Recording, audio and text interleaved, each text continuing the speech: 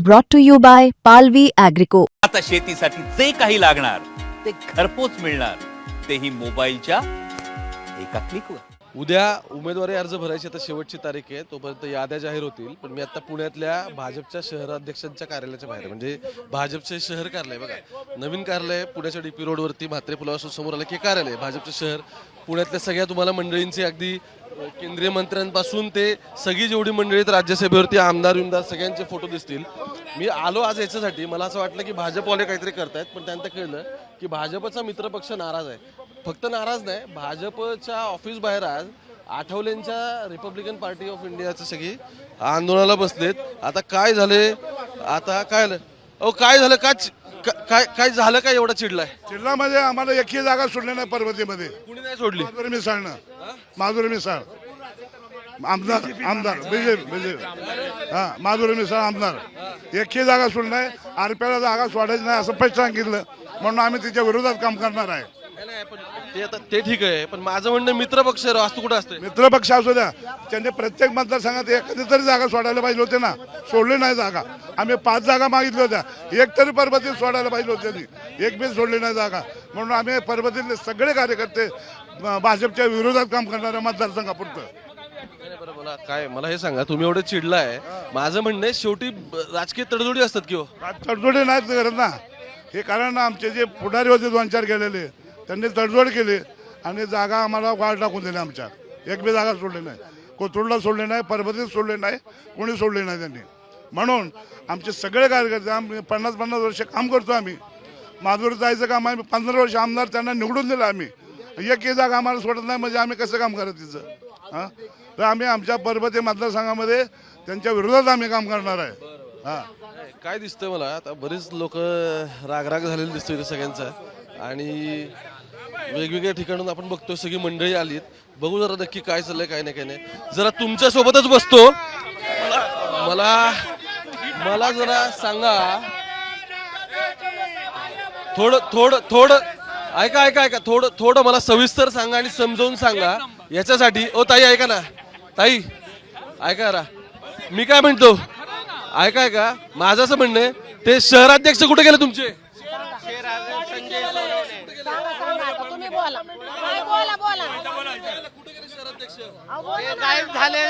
आता ते पळाले, लंगुटे लावून पळाले ते लोक। मग आता भिवून आता तिकीट विकल्या, स्वतःच्या पोटात भरलं, ताट भरलं, ते ताट घेऊन गेला, दुसऱ्याच्या ताटाचा विचार त्याने केला नाही। पण आमचं त्यांनी ताट खाल्लं तर त्याला आम्ही ताट खाऊ देणार नाही। माझा काय प्रश्न आहे, ऐका एक मिनिट, अहो ही भाजप तुमचा मित्र आहे ना, असं काय करताय? नाही बोलू द्या, त्याला बी बोलू द्या, थांबा। मी परबाग 22 मधनं मी उभा आहे। बैठकी वगैरे सगळ्या झाल्या, सगळ्या चर्चा आमच्या झाल्या, पण आम्हाला काय त्यातलं काय खुशखबरी म्हणजे काय आनंदाचं दिलंच नाही। सगळा आनंद त्यांनीच लुटला आमचा गरीबाचा, पण आमचा आनंद त्यांनी घेऊन ते सुखी राहणार नाही हे मला म्हणायचं। भाजप असताना दुसरा का उभा करायचा आणि का दुसऱ्याला आपल्या गल्लीत आणायचं? आपल्या गल्लीत आपणच पाहिजे, दुसऱ्याची दादागिरी नाही चालत। पण मग हे तुम्ही आठवलेंना सांगितलं का? तुमच्या नेत्यांना सांगितलं का? आठवले तुमचे नेते, त्यांना सांगितलं का? सांगायचं ना, आता सांगणार आहे की, सांगायला लागल ना, करू ना, सांगायचं प्रयत्न चाललाय आमचा, करू। पण मग माझं म्हणणं आहे, शहरातली पहिल्या फळीतली मंडळी कोणी मला काय दिसत, तुमच्या अध्यक्ष नाही दिसत, कोण नाही काय? माजी अध्यक्ष महेंद्र कांबळे हे माजी अध्यक्ष, मी नाही बसलो, मी यांचं नेतृत्व करते। मंदार जोशी, मी अशोक चोरडे, महाराष्ट्राचे हे पश्चिम। ऐका, आता मला हेच खरंच सांगा, मला काय समजून घ्यायचंय की मित्र पक्ष आहे ना, मग काय झालं? प्रश्न असा आहे की मित्र पक्षाचे जे निवडणुकीचं कामकाज बघतात, त्या निवडणुकीच्या कामकाजाचा उद्या उमेदवारीचा शेवटचा अर्ज भरण्याची तारीख आहे।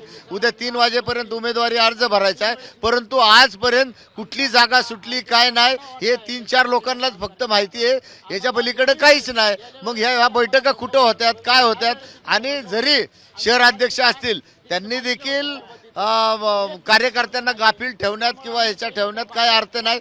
जे काय झाले असेल सोक्षमोक्ष फक्त ऐक्यू माहिती भेटती। या ठिकाणी रिपब्लिकन पक्षाचे, मला सांगा, त्या म्हटल्या पैसे घालले, कुणी घालले पैसे? नाही, पैशाचा वगैरे माझ्या कानावर अजून नाहीये। नाही, असं तर काय नाही पैसे वगैरे खाल्लेले, परंतु प्रश्न असा आहे की याच्यात असा काय व्यवहार झालाय का काय याची बी दाट शक्यता नाकारता येत नाही. बरं तुम्ही समजा मला जरा की काय प्रॉब्लेम कुठे झाला, घोडं कुठं अडलंय? आता एवढे जागा वाटप अंतिम टप्प्यात आहे, भाजप म्हणते आठवले आमच्या सोबत आहेत, आठवल्यांचे शहराध्यक्ष नाही आहेत, मग काय झालंय? नाही, आपण तेच म्हणतोय की आमचं आरपीआय हे एका अध्यक्षावर अवलंबून आमची 22 जणांची कोर कमिटी आहे. एखादा डिसिजन झाला तो कोर कमिटीत होतो. कोर कमिटीने ठरवलं की उमेदवारांकडून अर्ज मागवायचे. 72 जणांनी पक्षाकडे अर्ज केले, 72 जणांच्या मुलाखती झाल्या आणि त्याच्यामध्ये त्यानंतर ठरलं की अरे आपण सगळ्यांनी मिळून चर्चा करायची. पण चर्चेला काही ठराविक लोकांनाच बोलवलं गेलं, काही ठराविक लोक गेली. आता मला हे सांगा, तुम्ही भाजपच्या घरासमोर आंदोलन करताय, बरोबर, मग तुमचा राग भाजपवर आहे का तुमच्या अध्यक्षांवर आहे? आमचा राग भाजपवर बिलकुल नाही. आम्ही भाजप मोठा भाऊ म्हणतोय, परंतु आम्हाला आता काहीतरी सांगा तर कोणी कार्यकर्त्यांना सांगा. ऐका मी तेच सांगतो, काय भावाभावांचीच जमिनीवरून भांडणं होतात, भावाभावांचीच बांधावरून विषय होतात, म्हणून तर हे झालं असेल ना आता.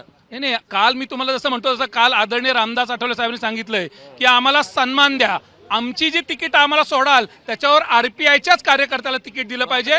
आता आपण बघतोय मी काही ठिकाणी प्रभाग नंबर 7, प्रभाग नंबर 22 अशा अनेक ठिकाणी तिकीट सोडलंय असं कळतंय, पण तो उमेदवार भाजपचा येतोय.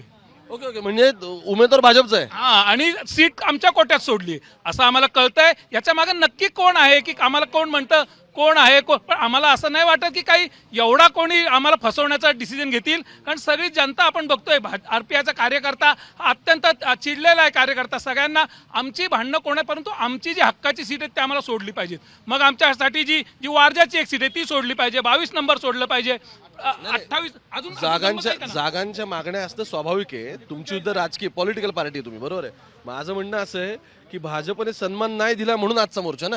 भाजपनी सन्मान वर तुमच्याकडे माणसं घुसवलेस तुमचं. 100% आम्ही बघतोय, आम्हाला कळतंय. अजून एबी फॉर्म दिले, आम्ही त्यासाठीच आलोय. आम्हाला कळतंय की यांना देणार आहेत, परंतु त्यांनी आता सुधारणा करावी. आरपीआयच्या कार्यकर्त्यालाच तिकीट त्या ठिकाणी देण्यात यावं. कोणीही काही सांगावं, या ठिकाणी आम्ही ही आरपीआयचे कार्यकर्ते काही कुठलाही सहन करणार नाही. यामध्ये ज्या सीट सांगावे, या सीट तुम्हाला सोडल्यात, या सीटसाठी तुमच्याकडे किती आहेत आम्ही तुम्हाला सांगू. जिथं आमच्याकडे उमेदवार नसेल तिथं आम्ही सांगू तुमचा उमेदवार, आम्हाला ही जागा नको. परंतु जिथं आमचा कार्यकर्ता आहे, आठवले साहेबांचा कार्यकर्ता आहे, बाबासाहेबांच्या विचारांना मानणारा कार्यकर्ता आहे, त्यांनी वर्षानुवर्ष काय फक्त झेंडेच उचलायचे का? त्यांनी काय करायचं? आणि या ठिकाणी आणि खरंच आणि आम्ही कधी आणि असंही नाही ना की आम्ही तुमच्या विरोधात आहे, पण तुम्ही आम्हाला सांगा, एवढीच आमची मागणी आहे. काय तुम्ही डोक्याला हात लावून बसला, मी आता बघितलं परत ताई.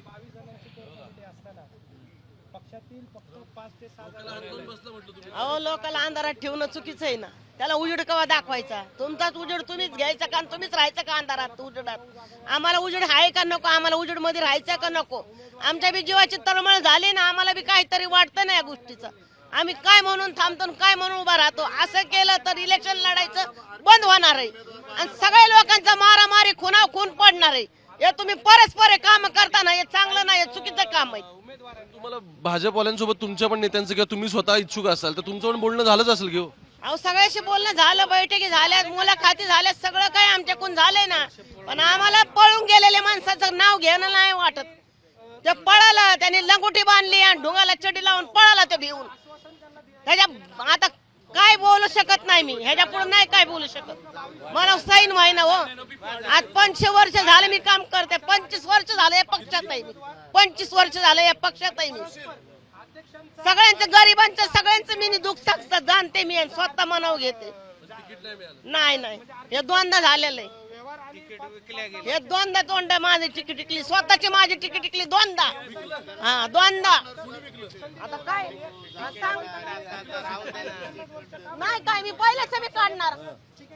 आता इकली तिकीट. हा, इकली तिकीट. विकली म्हणजे तुमच्याकडून विकली तर ते भाजपवाल्यांनी विकत घेतली असं? आता तुम्ही सांगा दादा, बोला ना मग, तुम्ही बोला. नाही सांगा, आता बोला, तुम्ही बोला, मला बोलू देत नाही. बरं, ठीक आहे.